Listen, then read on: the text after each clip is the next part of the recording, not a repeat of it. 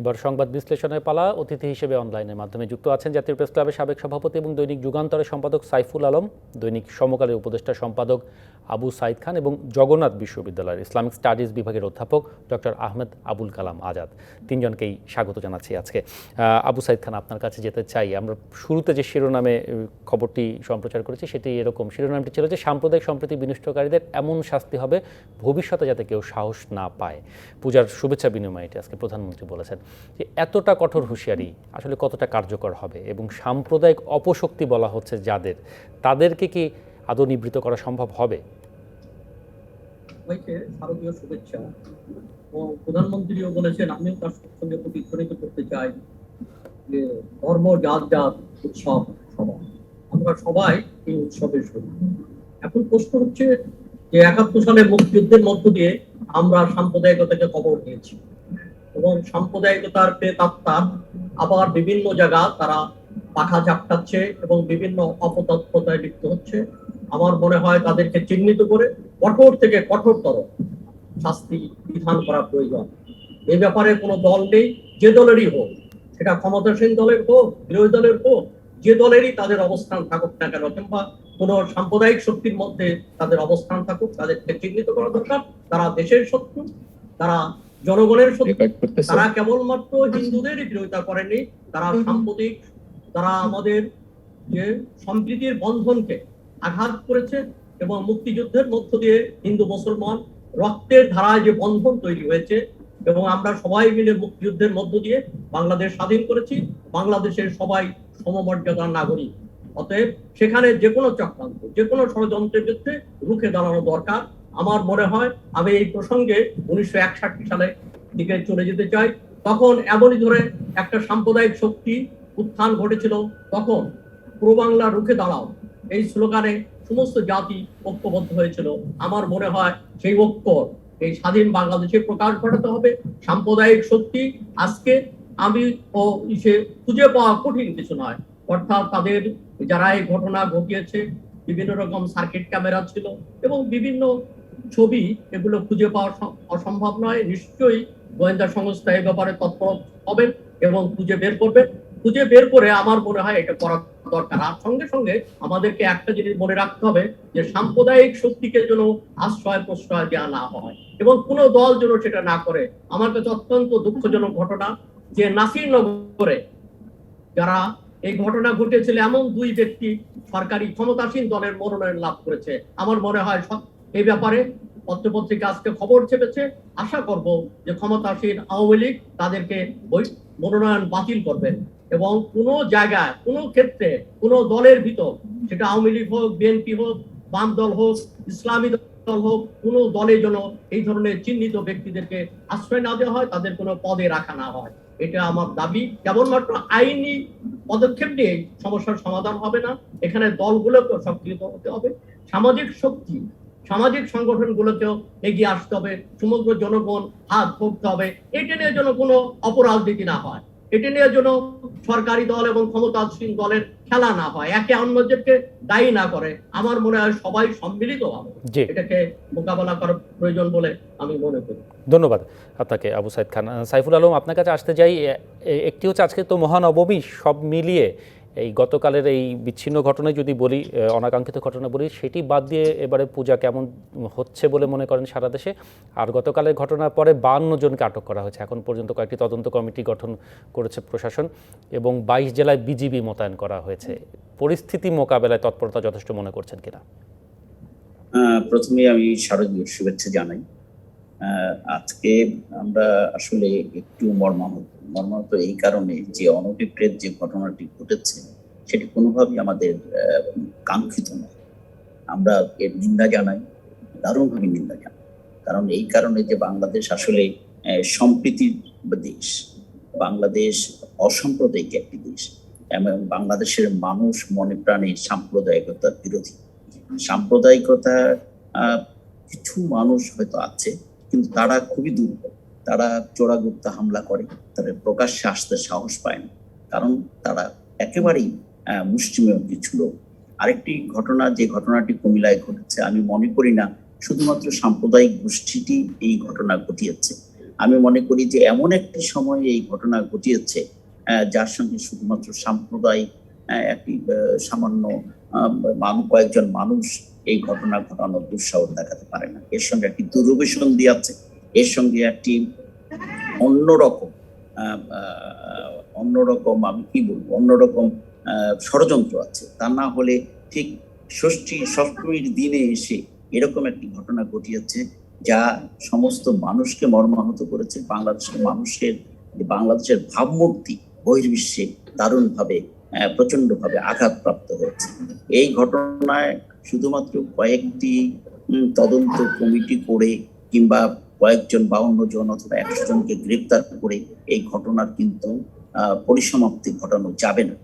এই কারণে যে একটি বৃহত্তর গোষ্ঠী যারা আমাদের ভাই, সেই তারা সনাতন গোষ্ঠী তারা কিন্তু দারুণভাবে মর্মাহত, আমরাও মর্মাহত একইভাবে। কারণ আমরা মনে করি যে যেই কোনো উৎসব বাংলাদেশে সার্বজনীন উৎসবে পরিণত হয়, আমরা সবাই দলমত নির্বিশেষে সেই উৎসবে শরীক। ধর্মটা হয়তো আমরা আলাদাভাবে পালন করি। আপনি দেখবেন যে বাংলাদেশের 2টি ঈদ কিন্তু সকল মানুষ একসঙ্গে আমরা পালন করি, সেখানে হিন্দু, মুসলমান, বৌদ্ধ, খ্রিস্টান কিছু নাই। এই কারণে যে বাংলাদেশের সৃষ্টিটাই হয়েছে আমাদের মুসলমান, হিন্দু, বৌদ্ধ, খ্রিস্টানের রক্তস্রোতের একাকারের মধ্যে দিয়ে, এবং সেখানে কোনো রক্তকে আলাদা করা যাবে না। এটা যেমন সত্য কথা, তেমনি এই দেশে সম্প্রীতির দেশ, এটাও সত্য কথা। আমাদের ইসলাম আমাদের কি শিক্ষা দেয়? আমরা তো জানি যে আমাদের মহানবী মক্কা থেকে মদিনায় যখন হিজরত করেছেন, তখন তিনি মদিনা সনদ ঘোষণা করেছিলেন।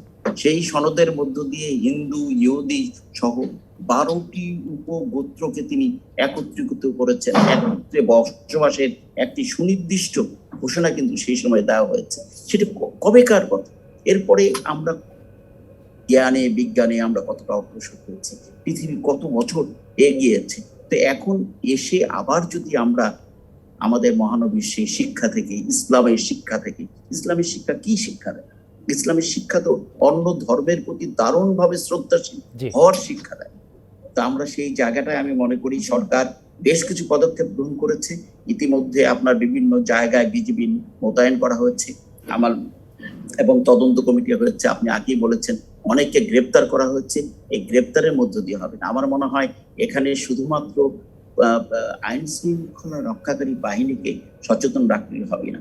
এখানে অন্যান্য যারা এই সাম্প্রদায়িকতার বিরুদ্ধ শক্তি, সেখানে রাজনৈতিক শক্তি যা আছে, সামাজিক শক্তি আছে, সামাজিক সংগঠন আছে, সকলকে কিন্তু এ ব্যাপারে সতর্ক এবং সজাগ থাকতে হবে। মানে এটি সামগ্রিক এবং সমন্বিত পদক্ষেপ নেওয়া দরকার, সমন্বিত একটা ব্যবস্থা, এবং আইন শৃঙ্খলা রক্ষাকারী বাহিনীকে সহায়তা করতে হবে। এক্ষেত্রে আপনি পেশাজীবী সংগঠন বলেন, পেশাজীবী সাংস্কৃতিক সংগঠন বলেন, রাজনৈতিক দল বলেন, তারা কিন্তু আইনকে হাতে তুলে নেবে না। তারা আইন শৃঙ্খলা রক্ষাকারী বাহিনীকে সহযোগিতা করবে।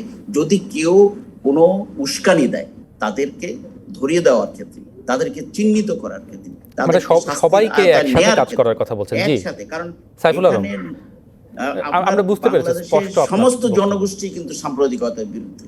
নিশ্চয়ই, ধন্যবাদ।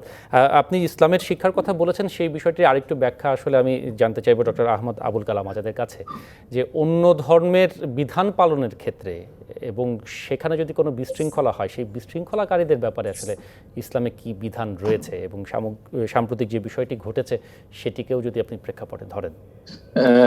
ধন্যবাদ। আশা করছি আমার কথা শোনা যাচ্ছে, শুনতে পাচ্ছি। আমিও আসলে এই সম্মানিত দুজন অতিথির মতো মর্মাহত যে প্রত্যেকটা ধর্ম তার স্ব ধর্ম পালন করবে, যেটি আমরা বলি সাংবিধানিক নিশ্চয়তা দেওয়া হয়েছে, বাংলাদেশ কাঠামোর মধ্যে হয়েছে, মুক্তিযুদ্ধের মাধ্যমে যে দেশ স্বাধীন হয়েছে সেই দেশের সনদের দাবি সবকিছু। কিন্তু আমি একটি কথা পাশাপাশি বলতে চাই, ইসলামের দাবিও তাই। অসাম্প্রদায়িক ইসলামের যেটা দাবি, সেটা হলো একজন মুসলিম সে বিশ্বাস করে আল্লাহতে, যেই আল্লাহর পরিচয়টা কি? আমানা মান ফিল আরদি কুল্লুহুম জামিয়া। তোমরা হে মুসলিমগণ যে আল্লাহতে বিশ্বাস করো, সেই আল্লাহ চাইলে পৃথিবীর সকল মানুষ মুসলিম হতে পারতেন। আফা আনতা তুকরিহুন নাস আইয়াকুনু মুমিনিন, তুমি কি মানুষকে বাধ্য করবে যাতে তারা মুমিন হয়ে যায়, ঈমানদার হয়ে যায়? এটি তো বাধ্য করার কোনো ব্যাপার নয়। এটি আল্লাহ চাইলে সকল মানুষ মুসলিম হয়ে যেত বা বাধ্য করতেন, তো আল্লাহ সুবহানাহু ওয়া তাআলার তো এই বিধান নয়। আল্লাহর বিধান হচ্ছে লা ইকরাহা ফিদ-দীন ক্বাদ তাবায়ানা রুশদু মিনাল গাই। ধর্মের মধ্যে কোনো বাধ্য বাধকতা, জোর জবরদস্তি নেই। এখানেই শেষ নয়, অন্য ধর্ম, অন্য ধার্মিক মানুষ, অন্য ধর্মের মানুষ ধর্ম পালন করবে, এটিও কিন্তু রাসূল কারীম সাল্লাল্লাহু আলাইহি ওয়াসাল্লামের শিক্ষা, এটিও কিন্তু কোরআনের শিক্ষা, এটিও কিন্তু হাদিসের শিক্ষা। এবং কোনোভাবেই একজন মুসলিম অন্য ধার্মিকের ধর্ম পালনে কোনোভাবেই বাধা সৃষ্টি করবে না। মাননীয় প্রধানমন্ত্রী যেটা বলেছেন যে ধর্ম যার যার, রাষ্ট্র সবার, সমাজ সবার, এই সমাজে সকল মানুষ কিন্তু একত্রে বসবাস করবে এবং ইসলাম এটা নিশ্চয়তা দেয়। এখন আমি একটু মাঝখানে যদি যোগ করি, মাননীয় প্রধানমন্ত্রী আজকে এটিও বলেছেন যে স্বাধীন বাংলায় সংখ্যালঘু সংখ্যাগুরু বলে কিছু নেই। তার এই কথার তাৎপর্য যদি একটু ব্যাখ্যা করেন এবং সেটি আসলে পরবর্তীতে তার কোনো প্রভাব পড়বে কিনা। দেখুন, ইসলামেও কিন্তু আমরা সংখ্যালঘু শব্দটা কোরআন হাদিসের কোথাও নেই। ইসলামও কিন্তু সংখ্যালঘু বলতে কিছু নেই, বরং কোরআনে রয়েছে নূহ আলাইহিস সালাম সমকালীন কাটটা নাস্তিক বলেন বিধর্মী, তাকে ভাই হিসেবে আখ্যায়িত করা হয়েছে।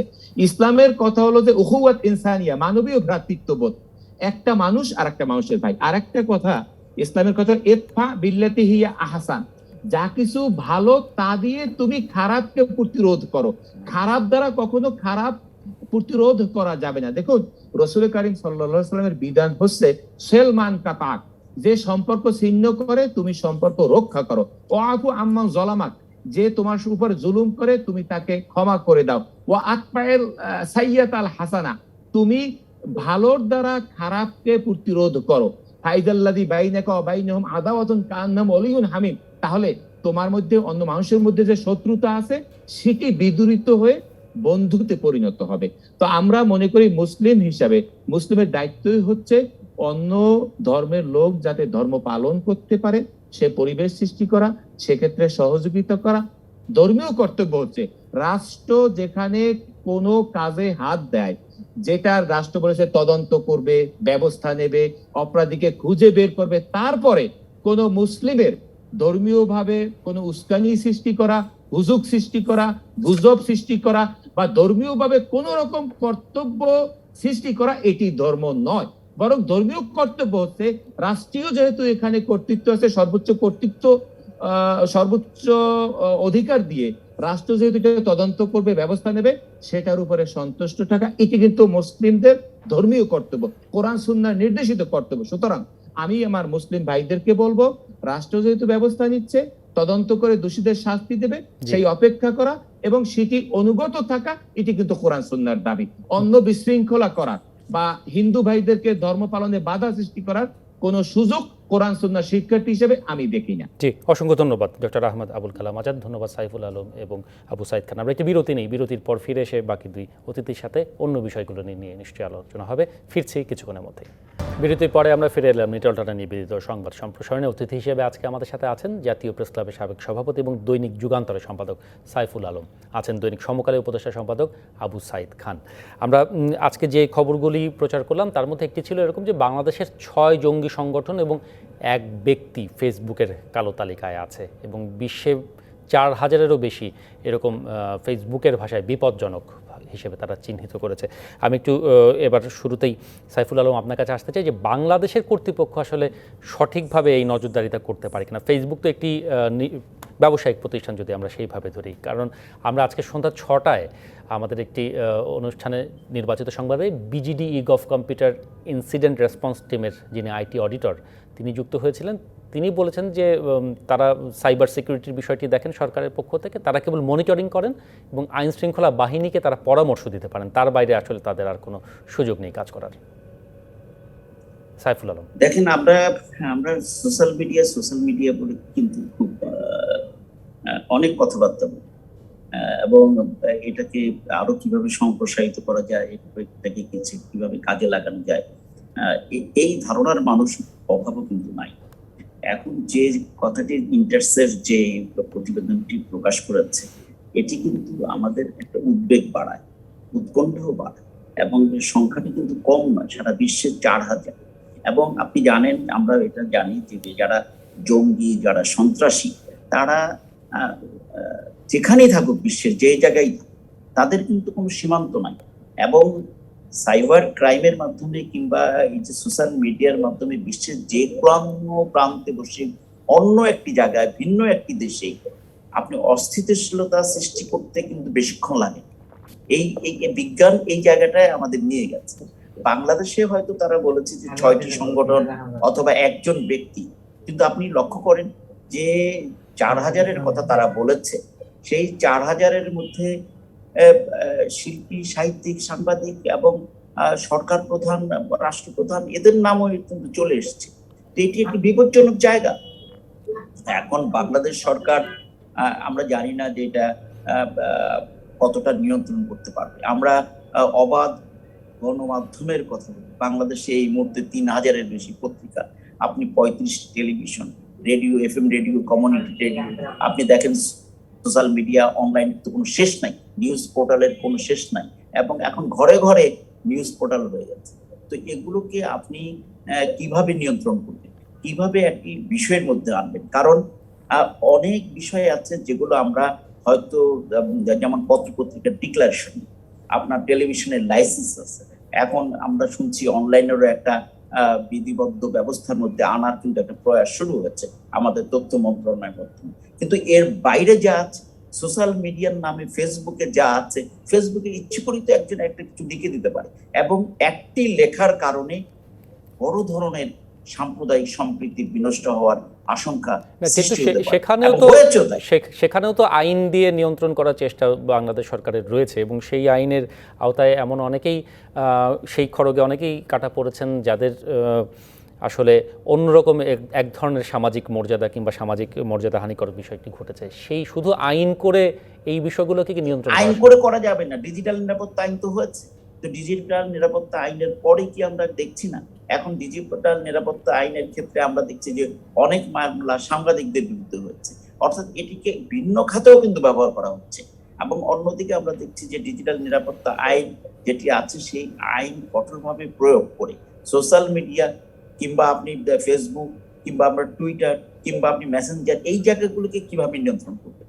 সেখান থেকে যে সন্ত্রাস, যে জঙ্গিবাদ চারিদিকে ছড়িয়ে যাচ্ছে, এবং মানে কঠিন সাম্প্রদায়িকতা, উগ্র সাম্প্রদায়িকতা, বিষভাব যারা ছড়িয়ে দিচ্ছে, এবং মুহূর্তে একটি খারাপ খবর ছড়িয়ে দিয়ে একটি বিশেষ পরিস্থিতি সৃষ্টি করছে, তাদের মোকাবেলা করার জন্য বিটিআরসি যে কার্যক্রম থাকা দরকার, শুধুমাত্র আইন দিয়ে সেটি কিন্তু করা যাবে না। কঠোর নজরদারির পাশাপাশি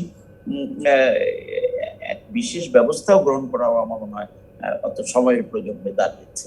এই জায়গাটায় যত আপনি ছাড় দেবেন, সেক্ষেত্রে আপনার গণতন্ত্র দুর্বল হবে, সেই ক্ষেত্রে সাম্প্রদায়িক শক্তি, সাম্প্রদায়িক বন্ধনটা, সম্প্রীতির বন্ধনটা দুর্বল হবে, আমাদের অর্থনীতি ক্ষতিগ্রস্ত হবে নানাভাবে। তাই সেই জায়গাটায় আমার মনে হয় আমাদের সকলে মিলে সম্মিলিতভাবে আমাদের একটা পথ মানে খুঁজে বের করতে হবে, যে পথের মধ্য দিয়ে এই সাইবার, মানে একটি বিষয় তো খুবই, সাইফুল আলম, একটি বিষয় তো আমরা সবসময় দেখি যে ফেসবুকে আসলে গুজব ছড়িয়ে, আমাদের বাংলাদেশের প্রেক্ষাপট যদি আমরা লক্ষ্য করে থাকি, গুজব ছড়িয়ে আসলে ফেসবুক এই দেশের সাম্প্রদায়িক সম্প্রীতি, না আপনি মনে করেন সেই যে সাইদের আকাশে সাইদের মুখ দেখা গেছে, এটি কি সম্ভব? কোন ধর্মীয় যে মুসলমান ইসলামে বিশ্বাস করে, আল্লাহে বিশ্বাস করে, এক কোরআনে বিশ্বাস করে, সে কিভাবে এটি বিশ্বাস করে? কিন্তু আমরা জানি যে এরকম একটি গুজব ছড়িয়ে, একটি তাণ্ডব ছড়িয়ে দেওয়া হয়েছিল বাংলাদেশে। আপনি জানেন যে ওই ছাত্রদের আন্দোলনের সময়, নিরাপদ সড়ক আন্দোলনের সময় গুজব ছড়িয়ে দিয়ে কিভাবে সারা দেশের ছাত্রদের আপনি উত্তেজিত করা হয়েছিল। তো এরকম নানা সময়ে নানাভাবে হয়েছে বাংলাদেশে, এবং সেটি আমরা যে দেখি নাই তা কিন্তু না। সেটি কি কেবল নিয়ন্ত্রণের মাধ্যমে সম্ভব কিনা? এখানে মানে ফেসবুককেই ব্যবহার করে কিংবা সামাজিক যোগাযোগ মাধ্যমকে ব্যবহার করেই সেই সচেতনতার জায়গাটি তৈরি করা সম্ভব কিনা, কিংবা সেইখানে আমরা সচেতন কিনা সবাই? না, এটাও আমার মনে হয় একটা সামাজিক আন্দোলনে পরিণত করতে হবে। আমাদের বুঝতে হবে, দেখতে হবে যে কোনো ফেসবুকে, কোনো টুইটারে, কোনো আপনি মেসেঞ্জারে একটি খবর দেখা মাত্রই আপনি সেটি বিশ্বাস করবেন না, আপনি যাচাই বাছাই করবেন। এটি এই জায়গাটায় আমার মনে হয় অনেক বেশি ওরিয়েন্টেশনের দরকার।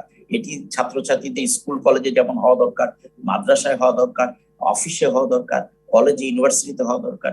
একটি সাধারণ জ্ঞান দেওয়া থাকা দরকার যে আপনি যে খবরটি দেখবেন তাৎক্ষণিকভাবে এই খবরটি যদি মনে করেন যে সেন্সেশন ক্রিয়েট করবে, তখন আপনি এটাকে যাচাই বাছাই করেন, তারপরে আপনি লাইক দেন। আপনি দেখলেন সঙ্গে সঙ্গে লাইক দিলেন, দেখলেন সঙ্গে সঙ্গে একটি মতামত দিলেন, এর মধ্য দিয়ে কিন্তু আপনি ওই অপরাধে সামিল হয়ে যান। এই জিনিসটা কিন্তু আমাদের বোঝাতে হবে, আমাদের ছেলে মেয়েদের বোঝাতে হবে, আমাদের শিক্ষার্থীদের বোঝাতে হবে, আমাদের জনগণকে বোঝাতে হবে এবং বলতে হবে। তারপরও যদি তারা করে তাহলে তার নিজের দায় দায়িত্ব কি? তো সেই জায়গাটায় আমার মনে হয় একটা ওরিয়েন্টেশনের দরকার, সমাজ মানে সচেতনতা এই সৃষ্টি করা দরকার। ওরিয়েন্টেশনকে ওই যে প্রাতিষ্ঠানিক জায়গায় নিয়ে আসা দরকার নিশ্চয়ই। মানে সামাজিক যোগাযোগ মাধ্যম বলে দূরে সরিয়ে দেবার কোনো সুযোগ নেই। ধন্যবাদ সাইফুল আলম। আবু সাইদ খানের কাছে আমরা এই মুহূর্তে যেতে পারছি না কারিগরি একটি ত্রুটির কারণে। আমরা যে বিরতি নিয়ে আসি, তারপরে অন্য যে বিষয়গুলো রয়েছে সেই বিষয়গুলো নিয়ে আপনাদের দুজনের মতামত নিশ্চয়ই জানবো, দর্শকদেরও সাথে পাবো। সেই সাথে আমরা ফিরছি কিছুক্ষণের মধ্যে, সাথেই থাকুন। বিরতির পরে ফিরে এলাম নিটটা নিবেদিত সংবাদ সম্প্রসারণে। অতিথি হিসেবে আলোচনায় আছেন জাতীয় প্রেস ক্লাবের সাবেক সভাপতি এবং দৈনিক যুগান্তরের সম্পাদক সাইফুল আলম, আছেন দৈনিক সমকালের উপদেষ্টা সম্পাদক আবু সাইদ খান। আবু সাইদ খান, আমরা বিরতিতে যাবার আগে কথা বলছিলাম ফেসবুক 4000 ব্যক্তি বা সংগঠনকে তাদের ব্ল্যাক লিস্টেড করে বিপজ্জনক হিসেবে চিহ্নিত করেছে। সেখানে বাংলাদেশেরও 6টি জঙ্গি সংগঠন এবং একজন ব্যক্তি আছেন। তো এই সামাজিক যোগাযোগ মাধ্যমকে নিরাপদ করার যে চ্যালেঞ্জ, সেটি আসলে আমরা সামগ্রিকভাবে কতটা নিতে পারছি, সেটি তো আমাদের জাতিগত একটি প্রশ্ন বটে, কারণ আমরাও মাঝে মাঝে এই সমস্যার মধ্যে পড়তে হচ্ছে আমাদের।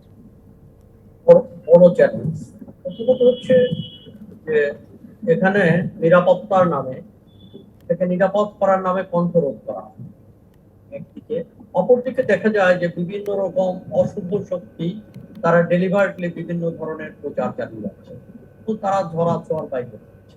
তো এখানে এই জায়গাটাকে নিশ্চিত করা দরকার যে কিভাবে অপরাধ, যেমন ধরুন একজন ব্যক্তির পিছনে, তো একটা ব্যক্তি এক ধরনের দায়িত্বহীন করতে পারে, ফেসবুকে লিখতে পারে, সেটা এক ধরনের বিষয়। আর তার চেয়ে হলো যে ডেলিভারেটলি যেসব সংগঠনগুলো কাজ করছে তাদেরকে চিহ্নিত হওয়া দরকার। এবং ফেসবুক এর উদ্যোগ রয়েছে আমার মনে হয় দেশের অভ্যন্তরে আমাদের রাষ্ট্রীয় নিরাপত্তা, আমাদের সাম্প্রদায়িক সম্প্রীতি ইত্যাদি রক্ষার ক্ষেত্রেও আমার মনে হয় এখানে সাইবার গোয়েন্দা থাকা দরকার এবং এই ধরনের সংগঠন কারা কিভাবে কাজ করছে তাদেরকে চিহ্নিত হওয়া দরকার।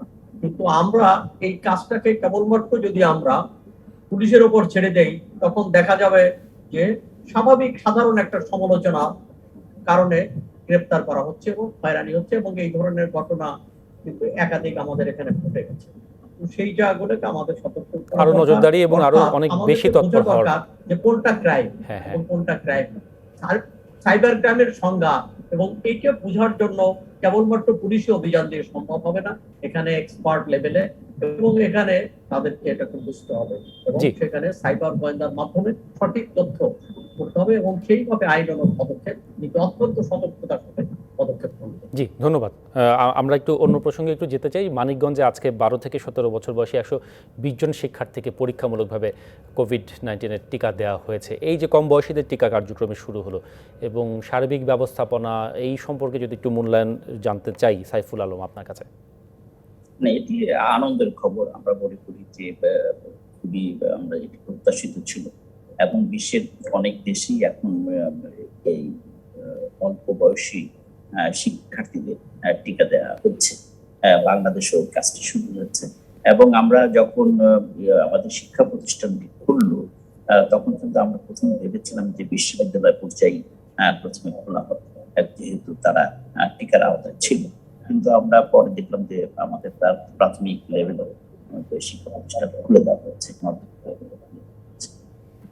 কিন্তু তারা টিকার আওতায় ছিল না। আমাদের সুখবর এটি, যে আনন্দের খবর এটি যে আমাদের এখন করোনা শনাক্তের সংখ্যা অনেক কমে এসছে, মৃত্যুর সংখ্যা কমে এসছে এবং আমরা মনে করি যে আমরা এখন একটি নিরাপদ অবস্থানের মধ্যে আছি। কিন্তু আমাদের এখনো সতর্ক থাকতে হবে, এখনো সচেতন থাকতে হবে, স্বাস্থ্যবিধি মানতে হবে, সবকিছু করতে হবে।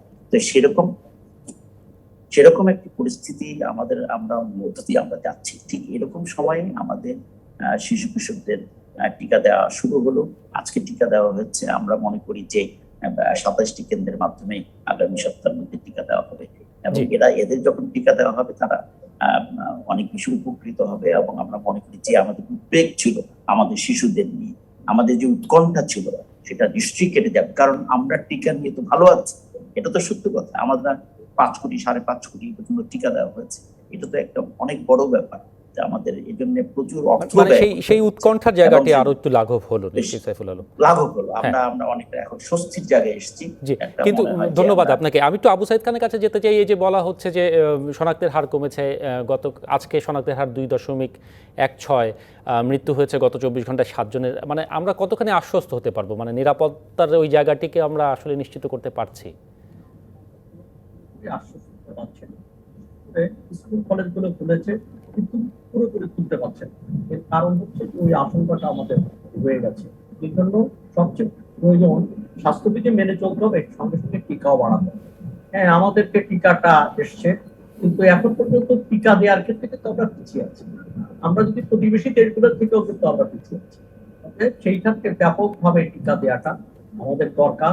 এবং যেটা স্বাস্থ্যমন্ত্রী বলেছেন ডিসেম্বরের মধ্যে অর্ধেক জনগোষ্ঠীকে টিকার আওতায় আনা, এটা খুবই গুরুত্বপূর্ণ। এবং জনগোষ্ঠীর একটা বড় অংশ হচ্ছে যে শিশু কিশোর, অর্থাৎ 12 বছরের উপরে, এবং যেটা ফাইজার সহ বিভিন্ন কোম্পানির টিকা ইউরোপ আমেরিকাতে দেওয়া শুরু হয়েছে, আমাদের এখানেও সেটা হচ্ছে। তবে টিকার উৎসটাও নিশ্চিত করা দরকার, যে টিকা ফাইজারের টিকা কিংবা যে টিকা দেওয়া সম্ভব সেই টিকার জন্য সরবরাহটাও নিশ্চিত হয়।